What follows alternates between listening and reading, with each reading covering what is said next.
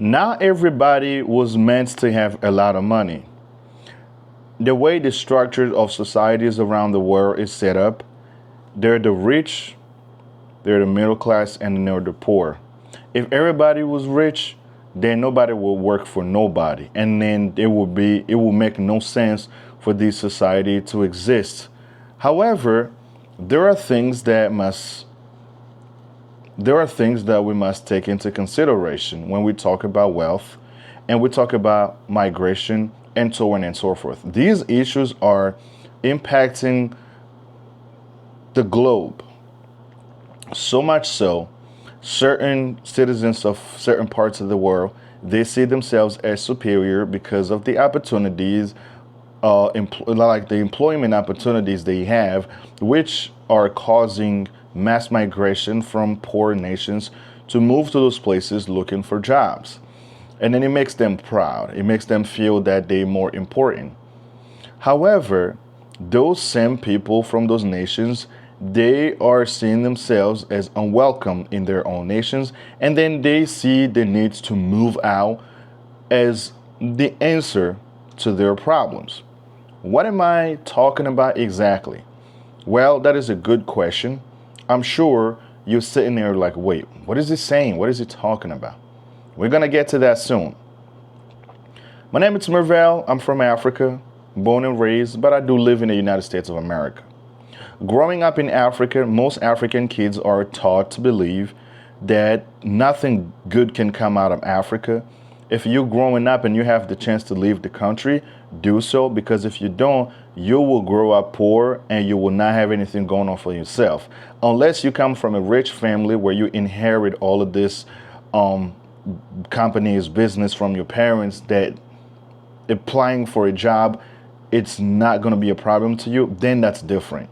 But it is not so different as living in other or quote unquote developed nations as well. There are a lot of working people in America, for instance, and all of these people are struggling. Most of it, a massive, like a vast majority of people working in America are living paycheck to paycheck. Not because of the simple fact that you have a job does not make your life any easier. You may have a job, but without that job, then you are nothing. So you are conditioned to have a job. Versus where I come from, there are people, the way the system is set up, whether you have a job or not, you're still eating every day, you still have a place to stay. Why? Because places like Congo or most African nations, because of lack of employment opportunities, people have learned to socialize and live collectively in a way that if I'm lacking something, my neighbor has it, my neighbor shared that with me. So when next time they're lacking something, I might share with them what they're lacking. It goes back and forth. And this has worked for hundreds, if not thousands of years, right? So these developed nations, they portray themselves as first world country because what they have accomplished throughout history with the technologies that don't belong to them, because those resources did not come from here, but they have manifested evil intents throughout the world during colonization and things of that nation, things of that nature, which have put them in the position in which they are in today. An average African from the continent is thinking, if you live in America, you work here, then you have a lot of money, you don't struggle, and so on and so forth. So let me clarify those myths. That is not always the case. That is not true.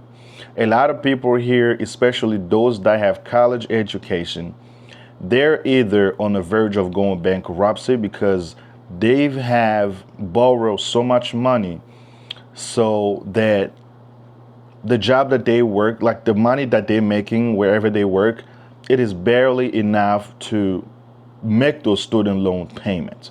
So by the time you graduate college, you have this gigantic student loan debt that would probably run you almost halfway through your career to pay it off. And if you don't have good management, you may see yourself making this payment till the end of your career also. And a lot of people have found themselves in this kind of position. By the time they start to see financial independence, they're almost at the age where they're about to retire, which is ridiculous. The debts or the credit system in this country was meant for rich people. It was never meant for broke people. If you're broke and you go to the bank, apply for a loan, they will give you a loan, but that loan will not serve you for anything. They know with that amount of money, you cannot possibly open a business that will compete with the big businesses that already exist in this country. So the loans that most people qualify for are home loans or car loans. It's the easiest one because they want you to get that car to get to work, drive back and forth so you are able to make those payments. And that will not be the only bill you have. You have, whether you have mortgage or rent, you have utility bills, you have credit card debts, you have all these other bills. With a little $5,000-6,000 you make a month, by the time you pay all of these institutions, you find yourself left with anything. That's why I always tell my fellow from the continent of Africa to never look at the numbers. Just because you have a cousin, brother, friend who lives in Europe or America tells you they make $5,000 a month, to make you jump off your seat trying to figure out ways whether to get on the ocean on a balloon to make it there so you'll be able to make that kind of money too. Stop it. Don't do it. I'm not saying that you should not come here, but do it the right way. Do not always listen to what people are telling you unless you see the reality for yourself. I understand it is a big risk, and not a lot of people from the continent have that kind of money to just finance their trip to Europe to go see for what it is. But it is always recommended before you move to a new place to go visit first. If you have that luxury, stay there for a little while, learn the culture, get to understand the dynamics of how things work. After you have made those determinations, then you can make your big jump. You can make a long lasting decision saying that I'm moving here, I'm moving my family here, I'm going to settle here. It's not always as simple as people make it seems to be, right? So, with that being said, why do most kids growing up in Africa look at moving to Europe, America is the answer to struggle problems that they may have? It's because we are taught to believe so. It's because all the narrative that we've seen emerged around the world, like they always were meant to make Africa look like nothing more than like a jungle or savages living there. They cannot think for themselves, and then they need a savior to come from Europe or America to save them. That kind of mindset have put a lot of Africans in the back seat, sitting there expecting a white savior to come and get them out of that situation. Today we're seeing revolutions taking place in countries like Burkina Faso, Mali, and Niger. It's because they're sick and tired of colonialism. You may ask me, well, colonialism ended a long time ago. That is, when people gain independence, technically, they physically removed themselves, but the system remained.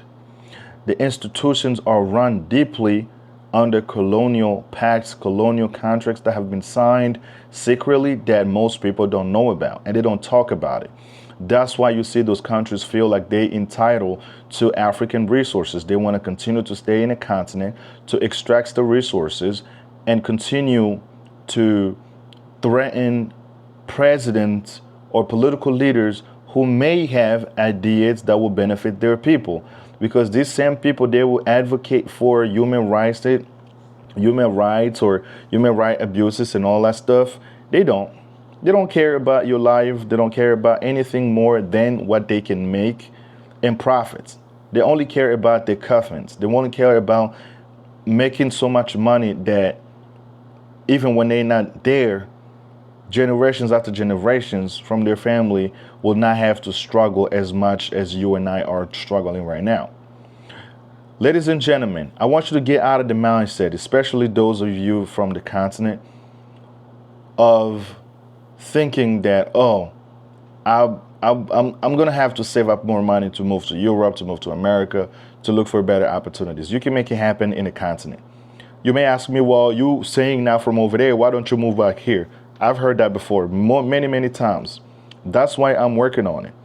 You just don't get up one morning feeling all emotional to leave unless you have a plan.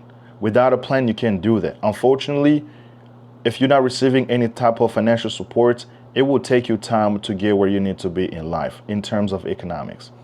Let me tell you something. I'm working on my way back to Africa.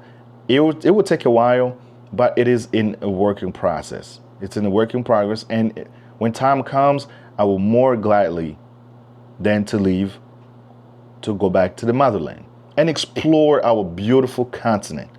I believe Africa is one of the most beautiful continents on earth. That's why all of these developed nations, they're there doing business, extracting resources, developing their defense systems, developing their AI technologies, and so on and so forth. They're only getting that from the continent. So, as an African, you should be proud. You should never let anybody tell you otherwise. I came to that realization.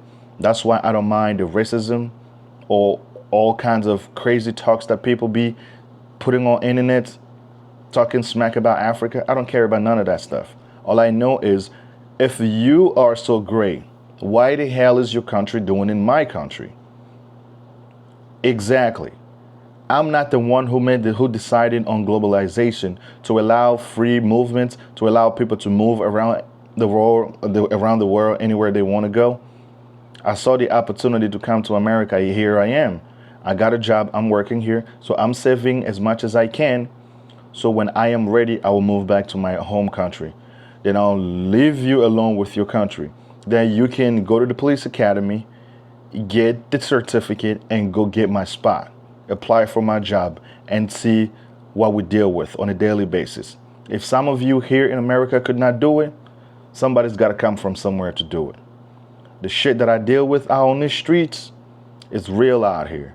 So sometimes y'all need to y'all need to stop talking crazy about people moving from other countries who come looking for jobs in America. Not everybody come from, third world countries, as you guys like to call it, don't have anything else better to do. Not everybody coming from the continent come from poverty or they lived in the jungle. That's not the case. The same misconception that we had growing up in Africa, especially watching Hollywood movie, you would think that America looked like New York City in Times Square or Los Angeles downtown everywhere until you got here. I can only speak from my own personal experience. My very first time seeing an animal in wild, like a wild animal on the loose, it was when I moved to America. Because I'm born and raised in Kinshasa, grew up in the city and everything. I didn't even get to deal with such a thing. The only animals that I had access to, and I also owned them, were cats and dogs. That's it. I hope this video helped somebody out there. If it did, give this video a thumbs up. Make sure to subscribe to come back for more videos like this. Stay tuned, and I have more videos coming your way. I will see you in the next one. Peace out. Happy Saturday.